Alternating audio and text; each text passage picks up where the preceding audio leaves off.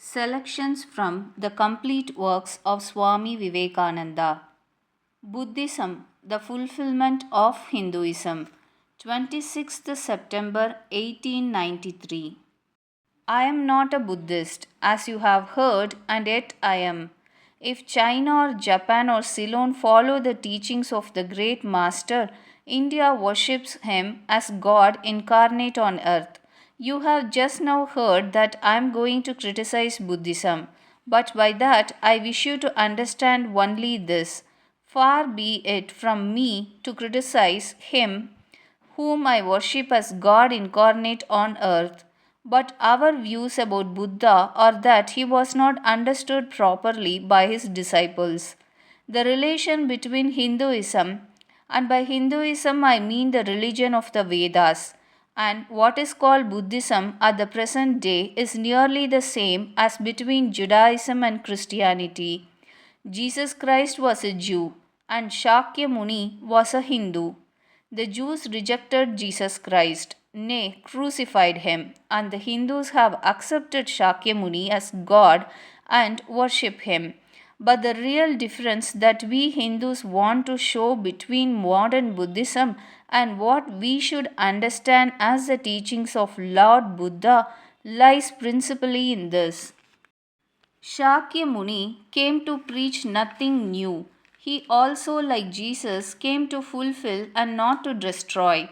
Only in the case of Jesus, it was the old people, the Jews, who did not understand him, while in the case of Buddha, it was his own followers who did not realize the import of his teachings.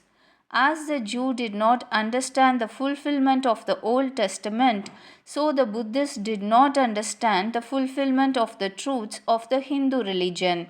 Again, I repeat, Shakya Muni came not to destroy, but he was the fulfillment, the logical conclusion, the logical development of the religion of the Hindus. The religion of the Hindu is divided into two parts, the ceremonial and the spiritual.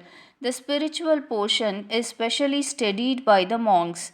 In that, there is no caste. A man from the highest caste and a man from the lowest may become a monk in India and the two castes become equal. In religion, there is no caste. Caste is simply a social institution. Shakya Muni himself was a monk, and it was his glory that he had the large heartedness to bring out the truths from the hidden Vedas and throw them broadcast all over the world. He was the first being in the world who brought missionarizing into practice. Nay, he was the first to conceive the idea of proselytizing. The great glory of the Master lay in his wonderful sympathy for everybody, especially for the ignorant and the poor. Some of his disciples were Brahmins. When Buddha was teaching, Sanskrit was no more the spoken language in India. It was then only in the books of the learned. Some of the Buddha's Brahmin disciples wanted to translate his teachings into Sanskrit, but he distinctly told them, I am for the poor, for the people. Let me speak in the tongue of the people. And so, to this day, the great bulk of his teachings are in the vernacular of that day in India. Whatever may be the position of philosophy, whatever may be the position of metaphysics, so long as there is such a thing as death in the world, so long as there is such a thing as weakness in the human heart, so long as there is a cry going out of the heart of man in his very weakness, there shall be faith in God. On the philosophic side, the disciples of the great master dashed themselves against the eternal rocks of the Vedas and could not crush them. And on the other side, they took away from the nation that eternal God to which everyone, man or woman, clings so fondly.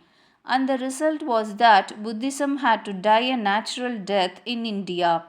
At the present day, there is not one who calls oneself a Buddhist in India, the land of its birth.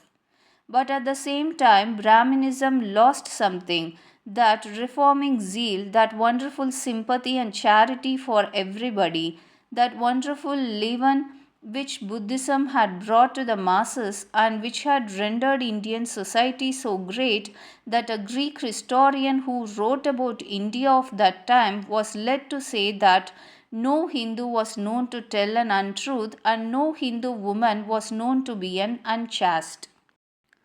Hinduism cannot live without Buddhism, nor Buddhism without Hinduism.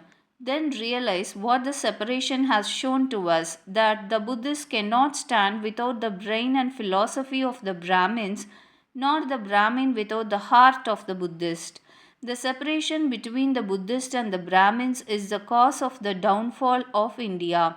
That is why India is populated by 300 millions of beggars, and that is why India has been the slave of conquerors for the last 1,000 years.